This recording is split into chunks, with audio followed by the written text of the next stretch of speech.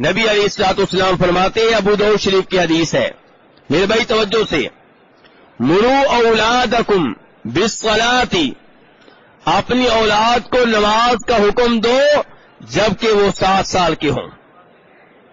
نماز کا انہیں حکم، حاجی صاحب نماز کا حکم دو، حالانکہ ابھی نماز اس پہ واجب نہیں ہے، لیکن والد پہ واجب ہے کہ اسے نماز کا حکم دے. باپ مکلف ہے اس بات کا کہ اس بچے کو نماز پڑھنے کے بارے میں تلقین کرے، ترغیب دے. اور فرمایا 10 سال کا ہو جائے نماز نہ پڑھے اب اس کی پٹائی کی جائے. کتنے سال کا ہو گیا؟ اب بھی نماز نہیں پڑھتا تو اس کی پٹائی کی جائے. اور فرمایا جب 10 سال کے بچے ہو جائیں ان کا بستر بھی الگ کر دیا جائے. ایک کمبل میں اب نہیں سوئیں گے، ایک لحاف میں نہیں سوئیں گے. 10 سال کا بچہ ہے، ان کو الگ الگ بستروں میں سلایا جائے، الگ الگ کمبل دیا جائے، الگ الگ لحاف دیا جائے. تو یہاں پہ اس حدیث سے جو مسئلہ میں بتانا چاہ رہا ہوں وہ کیا ہے کہ آپ فرما رہے ہیں جب بچہ 7 سال کا ہو جائے تو اسے نماز کا حکم دینا چاہیے، نماز کی تلقین کی جائے، نماز کی ترغیب دی جائے. اور یہ ترغیب، یہ تلقین کتنے سال جاری رہے گی؟ 3 سال. جب 10 سال کا ہو گیا ہے اب نماز نہیں پڑھتا، اب اس کی پٹائی کی جائے. شریعت نے تربیت کرنے کے لیے کتنے سال دیے ہیں؟ 3 سال. تھوڑے ہیں؟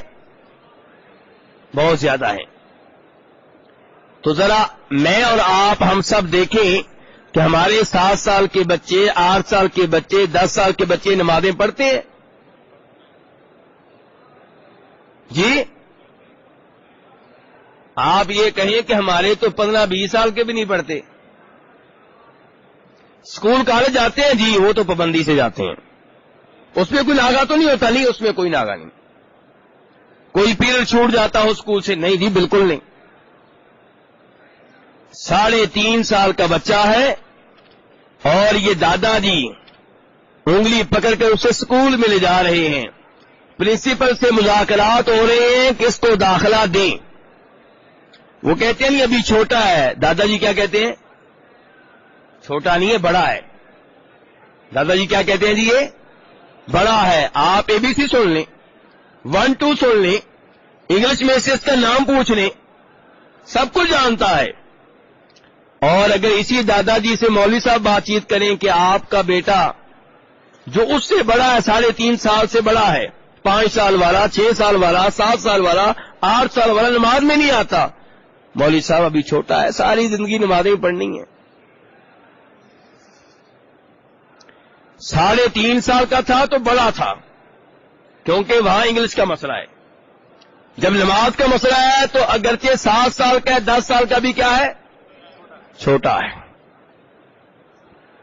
اب جب یہ 15 سال کا ہوگا تو اسے نماز کی عادت نہیں پڑے گی. نماز کی عادت ڈالنے کے دن یہی تھے، 7 سال سے لے کے 10 سال تک. اب یہ کہیں گے مولوی صاحب سے، مولوی صاحب دعا کریں، بچے نماز نہیں پڑھتے. اب کیا کریں؟ خود اب بھی کچھ نہیں کرنا، دعا کروانی ہے، وہ بھی کس سے؟ مولوی صاحب سے. لیکن یہی بچہ اگر اسکول جانے سے انکار کر دے، کالج جانے سے انکار کر دے، یونیورسٹی جانے سے انکار کر دے، دکان پہ بیٹھنے سے انکار کر دے تو اس کی خیر نہیں. یہی دادا جی ہوں گے، وہی پوتا ہوگا. اب پٹائی بھی کی جائے گی، کھانا بھی بند کیا جائے گا، گھر سے نکالا بھی جائے گا، اب کوئی لحاظ نہیں. لیکن نماز کی باری آئے کہ مولوی صاحب کیا کریں، بڑا ہو گیا، آنکھیں دکھاتا ہے، کہیں ناراض ہو کے چلا گیا، کون ذمہ دار ہوگا؟ تو میرے بھائیو، یہ ہمارا رویہ ہے دین کے ساتھ، یہ ہمارا رویہ ہے اپنے رب کے ساتھ، خالق کے ساتھ. اللہ رب العزت ہمیں ہدایت دے. نبی علیہ الصلوۃ والسلام کے زمانے میں کیا ہوتا تھا؟ آئیے ایک نمونہ آپ کے سامنے رکھتا ہوں. بخاری شریف کی حدیث ہے، ابو داؤد شریف میں بھی آئی ہے. ایک 7 سال کا بچہ ہے. کتنے سال کا بچہ؟ اور اپنی برادری کو, اپنے گاؤں والوں کو بطور امام نمازیں پڑھاتا ہے, فرض نمازیں بھی, نفل نمازیں بھی. کون سی نمازیں؟ اور ہمارے گاؤں کے مولوی صاحب کہتے ہیں نہیں جی نابالغ بچے کے پیچھے نماز پڑھنا جائز ہی نہیں ہے. نبی علیہ السلام کے زمانے میں 7 سال کا بچہ بطور امام فرض اور نفل نمازیں, جنازے, سب کچھ پڑھاتا رہا ہے.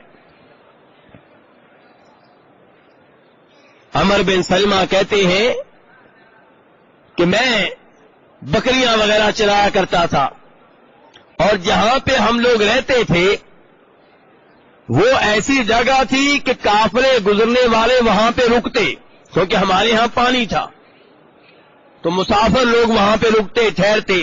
میں ان کے پاس چلا جاتا, ان کی باتیں سنتا. کہتے جی ایک نبی نکلا ہے ادھر سے. میں پوچھتا نبی کیا کہتا ہے؟ جی ایسی باتیں کہتا ہے, جی اللہ کی طرف سے کلام نازل ہوا ہے. میں کہتا کیا کلام, کیا وہی؟ وہ میں سن کے یاد کر لیتا. بکریاں چرانے والا بچہ دین سیکھ رہا ہے. ہم کہتے ہیں نہیں جی ہم مصروف لوگ ہیں, دین نہیں سیکھ سکتے. جس نے سیکھنا ہو دیکھیے بچہ. اور یہ بچہ کہتا ہے کہ لوگ اس وقت تک انتظار کر رہے تھے کہ دیکھتے ہیں کہ نبی علیہ الصلوۃ والسلام اور ان کی قوم کے مابین جنگیں ہو رہی ہیں, مار کے ہو رہے ہیں, دیکھتے ہیں کون جیتا ہے. جو غالب آ گیا وہ حق پہ ہوگا. اگر یہ نبی اپنی قوم پہ غالب آ گیا اس کا مطلب یہ ہے کہ واقعی اللہ کا نبی ہے. اور جب پھر مکہ فتح ہوا پھر لوگوں نے دوڑیں لگا دی. کس کام کے لیے؟ اسلام قبول کرنے کے لیے. مدینہ آنے لگے, قبیلے کے اوپر قبیلے, وفد کے اوپر وفد, کیونکہ پتہ چل گیا کہ انہوں نے مکہ فتح کر لیا ہے. اس کا مطلب یہ ہے کہ اللہ کے سچے نبی ہیں. تو یہ بچہ کہتا ہے کہ پھر میری قوم کے لوگ گئے, میرے ابا جی بھی گئے, نبی علیہ الصلوۃ والسلام کی بیعت کی, اسلام قبول کر لیا, اور آپ نے ان سے کہا کہ تم لوگوں نے نماز پڑھنی ہے. کیا کرنا ہے؟ تم میں سے ایک اذان دے جب نماز کا ٹائم ہو جائے, اور پھر نماز پڑھو, اور امامت وہ کرائے لِيَؤُمَّكُمْ أَكْثَرُكُمْ قُرْآنًا, جس کے پاس قرآن کی دولت زیادہ ہے وہ نماز پڑھائے, وہ امام بنے. امام کون بنے جی؟ جسے قرآن زیادہ آتا ہے وہ نماز پڑھائے گا. اب یہ کہتے ہیں کہ میری قوم کے لوگ دیکھنے لگے کون ہے جسے قرآن زیادہ, مجھ سے زیادہ قرآن کسی کو نہیں آتا تھا. چنانچہ انہوں نے مجھے امام مقرر کر دیا. اب میں نماز پڑھنے لگا, میری چادر چھوٹی سی تھی. یا آپ کو کئی دفعہ بتا چکا ہوں کہ صحابہ کرام کا عام طور پہ لباس کیا تھا؟ چادریں, اور عام طور پہ ایک چادر ہوا کرتی تھی بس. غریب لوگ تھے, ایک چادر پنڈلی سے باندھتے اور کندھے تک بڑی مشکل سے پہنچتی. اب یہ بچہ کہہ رہا ہے کہ میری جو چادر تھی وہ تھی چھوٹی.